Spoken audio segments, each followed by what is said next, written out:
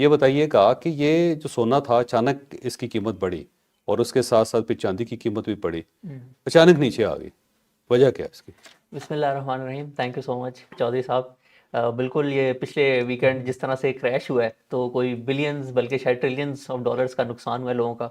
ये सारी सोने की जो कहानी शुरू हुई है ना, ये 2022 का एक इवेंट था जिसने दुनिया में ऑयल भी महंगा किया और उसने दुनिया में गोल्ड भी महंगा किया। ठीक। और वो इवेंट ये था कि जब रशिया ने यूक्रेन पे अटैक किया तो उसके थोड़े अरसे बाद यूएस ने जो है रशिया पे सैंक्शंस लगा दिए ठीक हो गया। और उन्होंने पहली दफ़ा जो है उनके डॉलर्स भी फ्रीज कर लिए।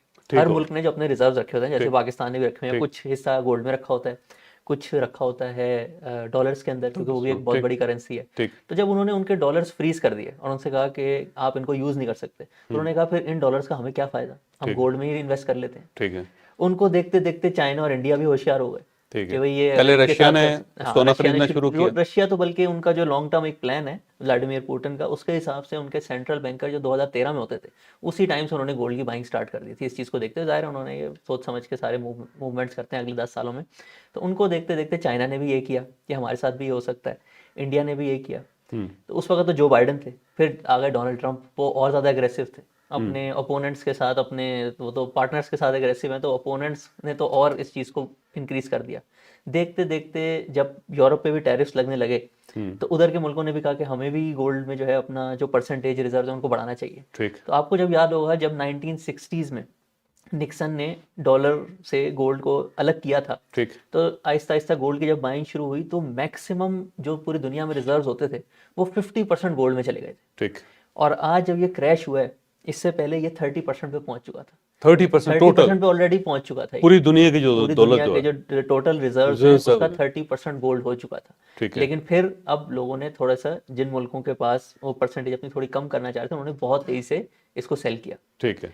और लेकिन अभी भी जिस तरह की इन्वायरमेंट चल रही है, आप रे डैलियो को सुने, जिस तरह से वो बताते हैं कि डी डॉलराइजेशन चल रही है दुनिया। ज़्यादातर लोग सोचते हैं कि दुनिया एक ग्लोबलाइज्ड वर्ल्ड है, ठीक। क्योंकि हमने जो पिछले 150-200 साल देखे हैं उसमें ग्लोबलाइजेशन बहुत ज़्यादा हुई है, लेकिन असल में आप हिस्ट्री देखेंगे तो दुनिया असल में जंगों पे ही चलती है। तो ठीक ऐसा लग रहा है कि हम उस टाइम पे वापस जा रहे हैं और उसमें डॉलर जो है वो वीक होने के चांसेस हैं, गोल्ड के ऊपर जाने के चांसेस हैं। और जिस तरह से यूएस रिजीम जो है अपनी इकोनॉमी को प्रोटेक्ट कर रही है और वो हर हथियार यूज़ करेगी, उससे जो है डी डॉलराइजेशन होगी और गोल्ड के ऊपर जाने के चांसेस हैं। अब इसका ये मतलब नहीं होता कि अगले हफ्ते बढ़ जाएगा, ठीक ये है। एक पूरा 4-5 साल का साइकिल होता है जिसमें से शायद 1-2 साल हमने गुजार लिए, तो आगे भी इसकी आउटलुक अच्छी है। लेकिन अभी कीमत क्यों कम होगी, अगर फर्ज करें ज़रूरत है इसकी और रशिया, चाइना और इंडिया और बाकी मुल्क भी अब खरीद रहे हैं, बल्कि आम आदमी भी गोल्ड खरीद रहा है इस वक्त, तो वो फिर अचानक क्रैश कैसे कर गया ये? देखिए, इसमें जब अगर एक कोई अच्छी चीज़ का ट्रेंड भी चल रहा हो, उसमें कभी ना कभी कोई, जैसे स्टॉक मार्केट में कहते हैं प्रॉफिट टेकिंग, ये सारी चीज़ें होती रहती हैं। अभी उन मुल्कों ने अपनी थोड़ी सी परसेंटेज कम करने के लिए सेल कर दिया। उसके साथ साथ सिल्वर जो है ना, ये सिल्वर की जितनी भी रैली है ना, इसके पीछे कोई फंडामेंटल नहीं होता, ये सिर्फ बस गोल्ड को फॉलो करता है, कभी कभी नहीं करता। तो ठीक है। सिल्वर तो इंतहाई स्पेकुलेटिव एलिमेंट है। ठीक है। अगर किसी को अपनी सेफ्टी में इन्वेस्ट करना है, उसको लगता है डी डॉलराइजेशन हो रही है, तो उसको गोल्ड की तरफ जाना चाहिए, सिल्वर की तरफ तो किसी को जाना भी नहीं चाहिए। ठीक है। कुछ नहीं आप उसका बता सकते। क्योंकि सिल्वर अचानक बढ़ा ना, वो हाँ, तो सिल्वर बस ऐसे ही है, मतलब कि जैसे बिला वजह आपका ख्याल है?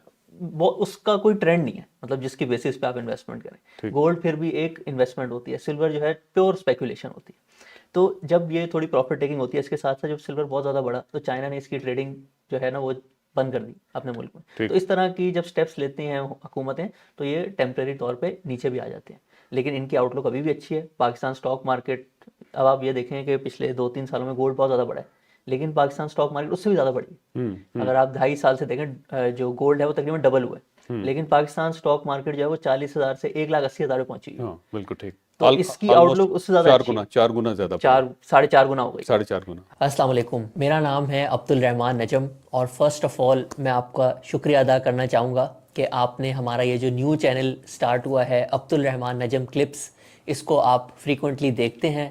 और ये चैनल स्टार्ट करने का मकसद ये है कि हम बहुत ज़्यादा इम्पॉर्टेंट डिस्कशंस जब पॉडकास्ट फॉर्म में करते हैं तो वक्त की कमी की वजह से या कभी कभी लॉन्ग पॉडकास्ट में से जो इम्पॉर्टेंट इन्फॉर्मेशन लोगों की मिस हो जाती है वो हम क्लिप्स के फॉर्म में इस चैनल पे शेयर करते हैं। सो अगर आप हमारा ये क्लिप्स की चैनल की वीडियो दूसरी दफ़ा देख रहे हैं, यानी कि पहली दफ़ा देख चुके हैं, दूसरी बार फिर देख रहे हैं, इसका मतलब है कि आपको इससे बहुत ज़्यादा वैल्यू मिलती है और इस वजह से आप इस चैनल को सब्सक्राइब करें ताकि अच्छी information from our podcast clips जो है वो आप तक इसी तरीके से आती रहे।